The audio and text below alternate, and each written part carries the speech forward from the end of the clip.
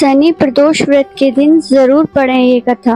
भोलेनाथ पूरी करेंगे हर मनोकामना। शनि प्रदोष व्रत कथा। पौराणिक कथाओं के अनुसार प्राचीन काल में एक नगर में एक विधवा ब्राह्मणी रहा करती थी।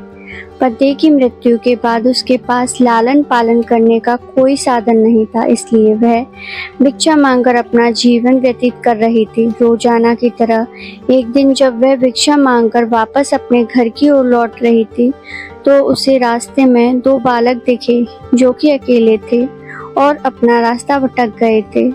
ब्राह्मणी दोनों बालकों को अपने साथ घर ले आई और पालन पोषण करने लगी। जब वे दोनों बालक बड़े हो गए तो ब्राह्मणी उन्हें लेकर ऋषि शांडिल्य के आश्रम में गई। वहां जाकर ब्राह्मणी ने ऋषि शांडिल्य से अनुरोध किया कि वे अपने तपोबल से बालकों के बारे में पता लगाएं और ऋषि ने ब्राह्मणी का स्वच्छ मन देखकर उसकी बात मान ली। ऋषि ने अपने तपोबल से पता लगाया और बताया कि यह कोई साधारण बालक नहीं है, बल्कि ये दोनों बालक विदर्भ राज के राजकुमार हैं।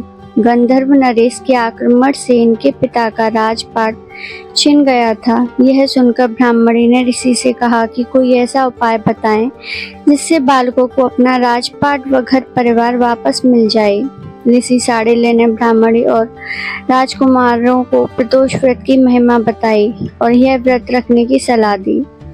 ब्राह्मणी और दोनों राजकुमारों ने विधि विधान से प्रदोष व्रत करने लगे। एक दिन बड़ी राजकुमार की मुलाकात अंशुमति से हुई और दोनों एक दूसरे से प्रेम करने लगे। इसके बाद ब्राह्मणी ने अंशुमति के पिता से विवाह की बात की तो वह मान गए और दोनों का विवाह हो गया। अंशुमति भी एक राजा की पुत्री थी और उसके पिता के सहयोग से दोनों राजकुमार ने गंधर्व पर हमला किया और उनकी जीत हुई, जिसके बाद दोनों राजकुमारों को अपना सिंहासन वापस मिल गया और गरीब ब्राह्मणी को भी एक खास स्थान दिया गया, जिससे उनके सारे दुख खत्म हो गए। राजपाट वापस मिलने का कारण प्रदोष व्रत था, जिससे उन्हें संपत्ति मिली और जीवन में खुशहाली आई।